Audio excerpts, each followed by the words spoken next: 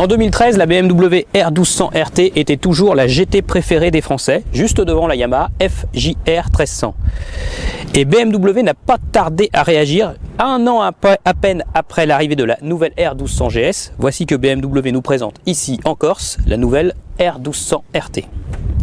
Cette nouvelle génération de RT, eh ben on va la reconnaître facilement. Si la moto précédente avait évolué un petit peu au fil des ans lors des dernières années, eh bien celle-ci elle fait vraiment table rase et on le reconnaît immédiatement. C'est grâce à ce tout nouveau carénage avant qui reprend l'esthétique de la K1600 GT. Alors certains vont dire que la RT perd un peu d'identité, d'accord, mais au moins elle gagne en dynamisme. Cela va lui permettre d'accueillir une toute nouvelle technologie au niveau de l'éclairage avec notamment les feux de jour à diode. On notera également l'arrivée d'une toute nouvelle bulle et côté protection, ça assure plutôt pas mal. L'un des points importants qui caractérise cette nouvelle génération de RT, c'est bien sûr l'évolution moteur. Elle hérite du moteur de la GS, toujours un bicylindre à plat d'un moteur dit Boxer, refroidi par air et par eau, même si vous voyez il y a des petites ailettes, et ben c'est normal hein, parce que l'air joue toujours un rôle de refroidissement et on retrouve des petits radiateurs juste derrière cet imposant carénage.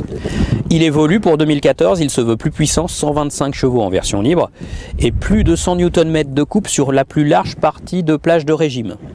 La R1200 RT adopte de série l'ABS, bien sûr, mais aussi l'antipatinage ASC. Tout ça est livré en série et c'est couplé aux deux modes de conduite Road et Rain.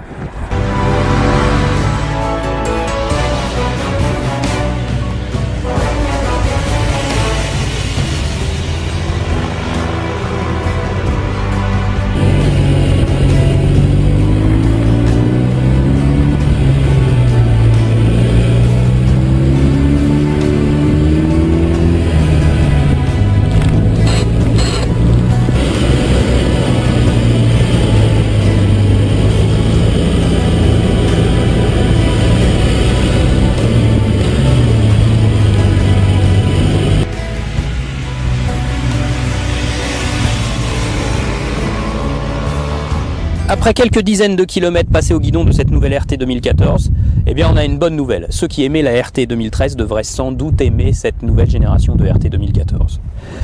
Tout d'abord, le confort. Il est vraiment très bon. BMW a abaissé toutes les commandes, qu'elle piécelle, guidon de 2 cm. On est plus dans la moto, mais elle reste très confortable et très adaptée finalement aux gabarits moyens. Les grands gabarits, eux, ont peut-être les jambes légèrement repliées. L'arrivée des nouvelles commandes au tableau de bord, ça va peut-être pas plaire non plus aux RTistes, il va falloir qu'ils s'habituent. Par exemple, plus de boutons pour les poignées chauffantes, il faut naviguer dans les menus avec la molette. Bon, c'est à voir si on aime ou on n'aime pas à l'usage. Pareil pour les rétros, maintenant ils sont repliables, d'accord, très bien, pour garer la RT c'est mieux. Mais la surface vitrée, elle semble un peu inférieure.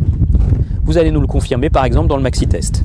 Pour le reste, cette RT conserve un moteur vraiment punchy qui vibre moins, donc ça c'est très agréable. Des commandes souples, réglables, douces, c'est très agréable aussi également. La sélection progresse, mais il y a quand même à noter l'arrivée du Shifter Pro qui permet de monter et de descendre les vitesses sans toucher l'embrayage. Alors, c'est un point qui nous a laissé un peu perplexe. On n'a pas trouvé beaucoup d'agréments à l'utilisation du système. Soit il faut être vraiment très haut dans les tours, soit vraiment sur le bon régime, le bon tempo, avoir les gaz bien fermés pour rentrer les vitesses.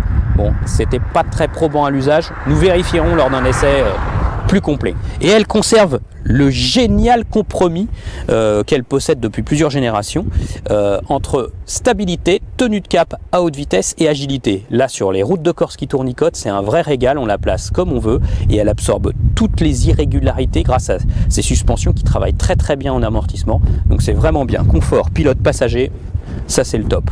Et c'est ce qui fait vraiment la force de la RT, toujours en 2014. Voilà, retrouvez l'essai complet sur motostation.com et je vous dis à bientôt.